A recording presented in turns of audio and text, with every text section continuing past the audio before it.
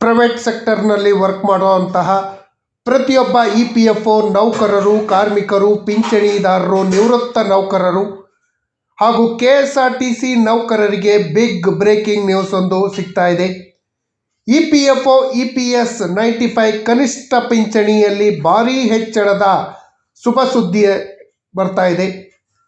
ನಿವೃತ್ತ ನೌಕರರು, ಪಿಂಚಣಿದಾರರಿಗೆ, KSRTC ನೌಕರರಿಗೆ, BMTC ನೌಕರರಿಗೆ, ಕಾರ್ಮಿಕರಿಗೆ ಕನಿಷ್ಠ ಪಿಂಚಣಿ 7,000 ರೂಪಾಯಿಗಳಿಗೆ ಹೆಚ್ಚಳ ಆಗೋದು ಫಿಕ್ಸ್. ಏನಿದು, ಯಾವಾಗಿಂದ ಹೆಚ್ಚಳ ಆಗತ್ತೆ ಅನ್ನೋದ್ರ ಬಗ್ಗೆ ವಿವರವಾದ ಮಾಹಿತಿ ಕೇಂದ್ರ ಬಜೆಟ್ನಲ್ಲಿ ಕೇಂದ್ರ ಸರ್ಕಾರದಿಂದ ನಿವೃತ್ತ ನೌಕರರು, ಪಿಂಚಣಿದಾರರು ಎಲ್ಲರಿಗೂ ಕೂಡ ಬಂಪರ್ ಗಿಫ್ಟು ಇದೆ. ಇನ್ನೇನು ಕೇವಲ 1 ತಿಂಗಳ ಒಳಗಾಗಿ ಸಿಗತ್ತೆ. ಈ ಮಾಹಿತಿಯನ್ನು ತಮ್ಮ ಮುಂದೆ ಶೇರ್ ಮಾಡೋದಕ್ಕಿಂತ ಮುಂಚಿತವಾಗಿ ಯಾರೆಲ್ಲ ಈ ಚಾನಲ್ಗೆ ಸಬ್ಸ್ಕ್ರೈಬ್ ಆಗಿಲ್ಲ, ದಯವಿಟ್ಟು ಕೆಳಗಡೆ ಕಾಣ್ತಾರಂಥ ಸಬ್ಸ್ಕ್ರೈಬ್ ಬಟನನ್ನು ಒತ್ತಿ, ಬೆಲ್ ಐಕಾನನ್ನು ಕ್ಲಿಕ್ ಮಾಡಿ, ಆಲ್ ಅಂತ ಮಾಡಿ. ನೀವು ಫೇಸ್ ಮಾಡ್ತಾರಂಥ ಎಲ್ಲ ಪ್ರಾಬ್ಲಮ್ಗಳನ್ನು ಲೀಗಲ್ ಆಗಿ ಸಾಲ್ವ್ ಮಾಡ್ಕೊಳ್ಳೋಕ್ಕಿರೋಂಥ ಉತ್ತಮ ವೇದಿಕೆಯಾದ ಸರ್ಕಾರಿ ನೌಕರ ಮಿತ್ರ ಯೂಟ್ಯೂಬ್ ಚಾನಲ್ಗೆ ಜಾಯ್ನ್ ಆಗಿ.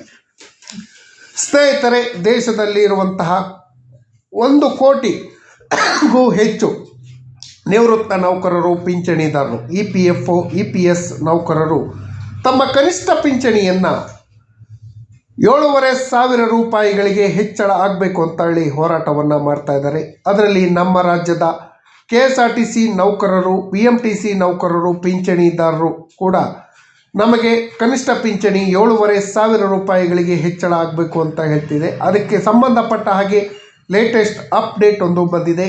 ಪಿಂಚಣಿ ಹೆಚ್ಚಳಕ್ಕೆ ಸಂಬಂಧಪಟ್ಟ ಹಾಗೆ ಏನು ಅಪ್ಡೇಟ್ ಬಂದಿದೆ ಅನ್ನೋದ್ರ ಬಗ್ಗೆ ಇಲ್ಲಿದೆ ಮಾಹಿತಿ.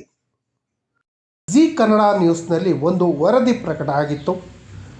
EPFO ಪಿಂಚಣಿಯಲ್ಲಿ ಭಾರೀ ಹೆಚ್ಚಳ, ಪ್ರತಿ ತಿಂಗಳ ಪಿಂಚಣಿದಾರರ ಖಾತೆಗೆ ಸೇರುತ್ತೆ 7,000 ರೂಪಾಯಿ ಅನ್ನೋ ಒಂದು ವರದಿ ಪ್ರಕಟ ಆಗಿತ್ತು.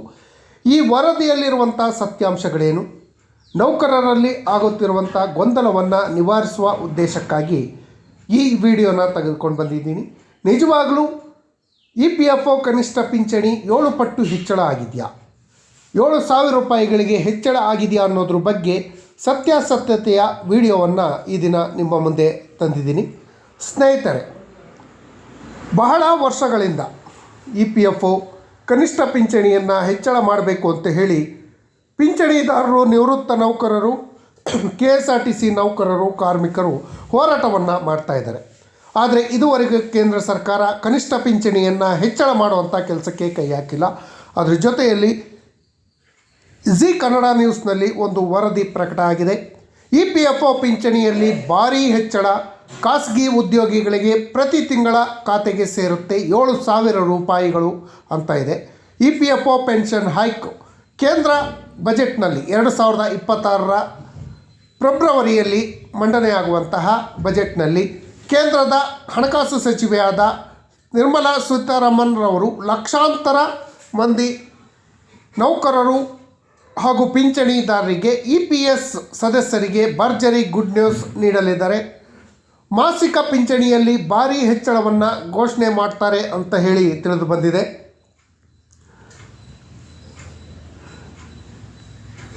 ಪ್ರತಿ ತಿಂಗಳು 7,000 ರೂಪಾಯಿ ಪಿಂಚಣಿ ಸಿಗತ್ತೆ. 2026ರ ಕೇಂದ್ರ ಸರ್ಕಾರದ ಯೂನಿಯನ್ ಬಜೆಟ್ನಲ್ಲಿ ಕೇಂದ್ರ ಸರ್ಕಾರ ಖಾಸಗಿ ವಲಯದ ಉದ್ಯೋಗಿಗಳು, ಪಿಂಚಣಿದಾರರು, ನಿವೃತ್ತ ನೌಕರರ ಬಹುದಿನಗಳ ಬೇಡಿಕೆಯಾದ ಕನಿಷ್ಠ ಪಿಂಚಣಿ ಮೊತ್ತವನ್ನು ಹೆಚ್ಚಿಸುವ ಕುರಿತಾಗಿ ಭರ್ಜರಿ ಗುಡ್ ನ್ಯೂಸ್ ನೀಡಲು ತಯಾರಾಗಿದೆ.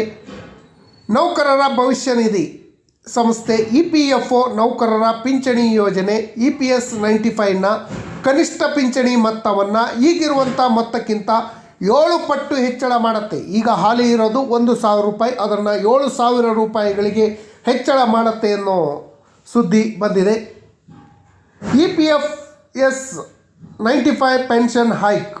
ವಾಸ್ತವಿಕವಾಗಿ EPS ಕನಿಷ್ಠ ಪಿಂಚಣಿ ಕೇಂದ್ರ ಸರ್ಕಾರ ಈ ಹಿಂದೆ 2014ರಲ್ಲಿ 1,000 ರೂಪಾಯಿಗಳಿಗೆ ಹೆಚ್ಚಳ ಮಾಡಿತ್ತು. ಅಲ್ಲಿಂದ ಇಲ್ಲಿವರೆಗೂ ಕನಿಷ್ಠ ಪಿಂಚಣಿಯನ್ನು ಹೆಚ್ಚಳ ಮಾಡಿರಲಿಲ್ಲ. ಕನಿಷ್ಠ ಪಿಂಚಣಿ ಪರಿಷ್ಕರಣೆಗೊಂಡು 1 ದಶಕಗಳು ಕಳೆದರೂ ಕೂಡ 11 ವರ್ಷ ಆಯಿತು. ಯಾವುದೇ ಬದಲಾವಣೆ ಮಾಡಿರಲಿಲ್ಲ. ನೌಕರರು, ಪಿಂಚಣಿದಾರರು, ಕಾರ್ಮಿಕರು ಈ ಬಗ್ಗೆ ಹಲವಾರು ಹೋರಾಟಗಳನ್ನು ಮಾಡ್ತಾಯಿದ್ರು. ನಮ್ಮ ಪಿಂಚಣಿಯನ್ನು ಹೆಚ್ಚಳ ಮಾಡಬೇಕು, ಕನಿಷ್ಠ ಪಿಂಚಣಿಯನ್ನು ಹೆಚ್ಚಳ ಮಾಡಬೇಕು ಅಂತ. ಉದ್ಯೋಗಿಗಳ ಭವಿಷ್ಯ ನಿಧಿ ಸಂಸ್ಥೆ ತನ್ನ EPS ಯೋಜನೆ ಅಡಿಯಲ್ಲಿ ಕನಿಷ್ಠ ಪಿಂಚಣಿಯನ್ನು 1,000 ರೂಪಾಯಿಯಿಂದ 7,000 ರೂಪಾಯಿಗೆ ಹೆಚ್ಚಿಸುವ ಚಿಂತನೆ ಮಾಡಿದೆ ಅಂತ ಹೇಳಿ ವರದಿಗಳು ಪ್ರಕಟ ಆಗಿದೆ. ಇದು ಖಾಸಗಿ ಉದ್ಯೋಗಿಗಳಿಗೆ ಹೆಚ್ಚಿನ ಲಾಭ ಆಗತ್ತೆ, ಪಿಂಚಣಿದಾರರ ಜೀವನಕ್ಕೆ ಒಂದು ಭದ್ರತೆ ಸಿಗತ್ತೆ. ಹಾಗಾಗಿ ಇದು ಒಂದು ಉತ್ತಮ ಬೆಳವಣಿಗೆ ಅಂತಲೇ ಹೇಳ್ಬೋದು. EPS 95 ಪೆನ್ಷನ್ ಹೈಕ್ ಗಮನಾರ್ಹವಾಗಿ ಎಲ್ಲ ಉದ್ಯೋಗಿಗಳಿಗೆ EPSನಿಂದ ಪ್ರಯೋಜನ ಪಡೆಯೋದಿಲ್ಲ. ಕೆಲವೊಂದು ಉದ್ಯೋಗಿಗಳಿಗೆ, ಪಿಂಚಣಿದಾರರಿಗೆ ಮಾತ್ರ ಈ ಸೌಲಭ್ಯ ಸಿಗತ್ತೆ. EPS ಇದಕ್ಕಾಗಿ ಕೆಲವೊಂದು ಮಾನದಂಡಗಳನ್ನು ರೂಪಿಸಿದೆ. ಆ ಮಾನದಂಡಗಳು ಏನು ಅಂದರೆ, ಯಾವುದೇ ಒಬ್ಬ ನೌಕರ ಕನಿಷ್ಠ 10 ವರ್ಷಗಳ ಸೇವೆಯನ್ನು ಸಲ್ಲಿಸಿರಬೇಕು, 10 ಇಯರ್ಸ್ ಸರ್ವಿಸನ್ನು ಕಂಪ್ಲೀಟ್ ಮಾಡಿರಬೇಕು. ಈ ಸಂದರ್ಭದಲ್ಲಿ EPFOಗೆ ಮಾಸಿಕ ಕಂತನ್ನು ಕೊಡುಗೆಯನ್ನು ನೀಡಿದ ಉದ್ಯೋಗಿಗಳಿಗೆ ಮಾತ್ರ 58 ವರ್ಷ ಪೂರೈಸಿದ ಬಳಿಕ ಪಿಂಚಣಿ ಸೌಲಭ್ಯವನ್ನು ಪಡ್ಕೊಬೋದು. ಪಿಂಚಣಿ ಪ್ರಯೋಜನವನ್ನು, ಬೆನಿಫಿಟ್ಸನ್ನು ಪಡ್ಕೊಳ್ಳೋಕ್ಕೆ ಅವಕಾಶಗಳು ಇದೆ.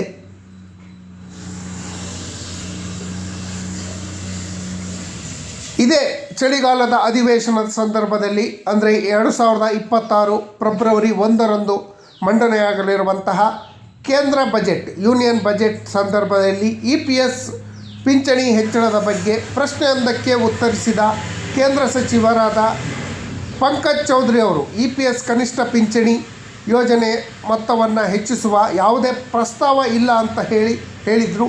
ಆದರೂ ಕೂಡ ಪಿಂಚಣಿ ಹೆಚ್ಚಳಕ್ಕೆ ಸಂಬಂಧಪಟ್ಟ ಹಾಗೆ ಅಧಿಕೃತವಾದ ಮಾಹಿತಿಗಳು ಬರುತ್ತೆ ಅನ್ನೋ ಒಂದು ವಿಶ್ವಾಸ ಪ್ರತಿಯೊಬ್ಬ ನೌಕರರಿಗೆ ಇದೆ. ಸ್ನೇಹಿತರೆ, ಫೆಬ್ರವರಿ 1ರಂದು ಮಂಡನೆ ಆಗಲಿರುವಂತಹ ಬಜೆಟ್ನಲ್ಲಿ ಹೆಚ್ಚಳ ಆಗತ್ತೆ. ಈ ಕ್ವಶನ್ ಕೇಳಿರೋದು ಚಳಿಗಾಲದ ಅಧಿವೇಶನದ ಸಂದರ್ಭದಲ್ಲಿ ಕೇಳಲಾದ ಕ್ವಶನಿಗೆ ಆನ್ಸರ್ ಮಾಡಿರೋದು. ಚಳಿಗಾಲದ ಅಧಿವೇಶನ ನಡೆದಿರೋದು ನವಂಬರ್ ಡಿಸೆಂಬರ್ನಲ್ಲಿ. ಈಗ ಫೆಬ್ರವರಿ ತಿಂಗಳಷ್ಟೊತ್ತಿಗೆ ಕನಿಷ್ಠ ಪಿಂಚಣಿ ಹೆಚ್ಚಳಕ್ಕೆ ಸಂಬಂಧಪಟ್ಟ ಹಾಗೆ ಯಾವುದಾದ್ರೂ ನ್ಯೂಸ್ಗಳು ಬರ್ಬೋದು ಅನ್ನೋ ಒಂದು ಆಶಾಭಾವನೆ ಇದೆ. EPS 95 ಪೆನ್ಷನ್ ನ್ಯೂಸ್ನಲ್ಲಿ ಇದೀಗ 2026ರ ಕೇಂದ್ರ ಬಜೆಟ್ನಲ್ಲಿ ಸನ್ಮಾನ್ಯ ನರೇಂದ್ರ ಮೋದಿ ನೇತೃತ್ವದ ಸರ್ಕಾರದಲ್ಲಿ ಹಣಕಾಸು ಸಚಿವೆ ಆಗಿರುವ ನಿರ್ಮಲಾ ಸೀತಾರಾಮನ್ರವರು ಕನಿಷ್ಠ ಪಿಂಚಣಿ ಮೊತ್ತವನ್ನು ಹೆಚ್ಚಿಸುವ ಸಾಧ್ಯತೆ ಇದೆ, ಘೋಷಣೆ ಮಾಡುವ ಸಾಧ್ಯತೆ ಇದೆ ಅಂತ ಹೇಳಲಾಗಿದೆ.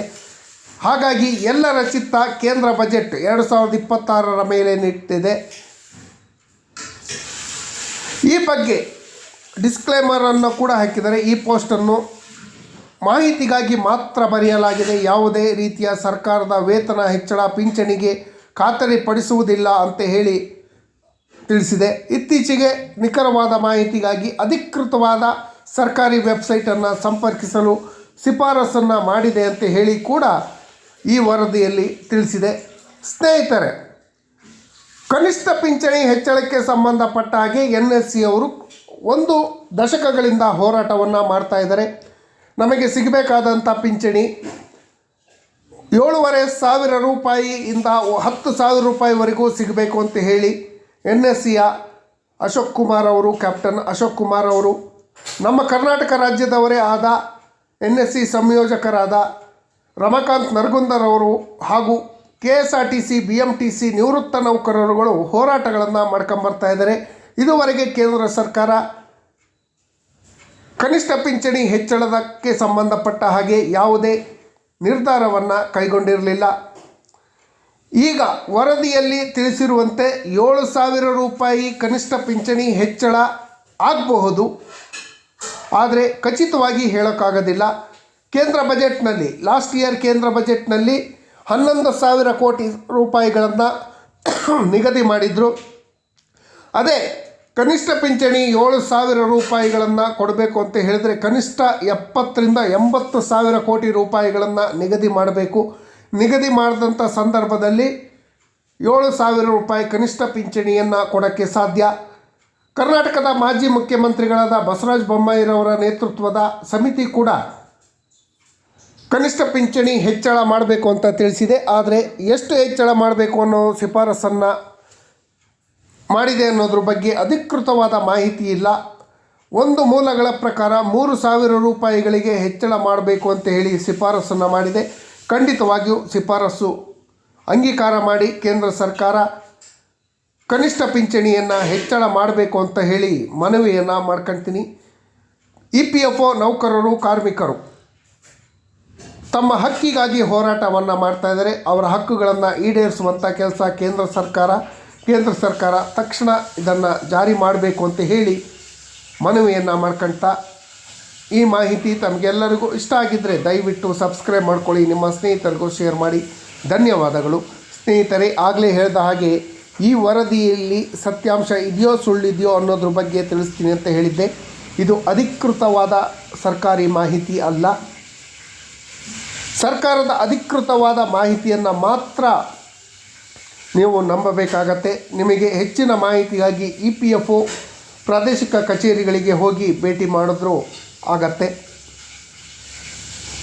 ನಿಮ್ಮ ಸಮಸ್ಯೆಗಳಿಗೆ ಸ್ಪಂದಿಸುವಂಥ ಕೆಲಸವನ್ನು ಈ ಚಾನಲ್ ವತಿಯಿಂದ ಮಾಡ್ತೀವಿ. ಧನ್ಯವಾದಗಳು. ಜೈ ಹಿಂದ್, ಜೈ ಕರ್ನಾಟಕ ಮಾತು.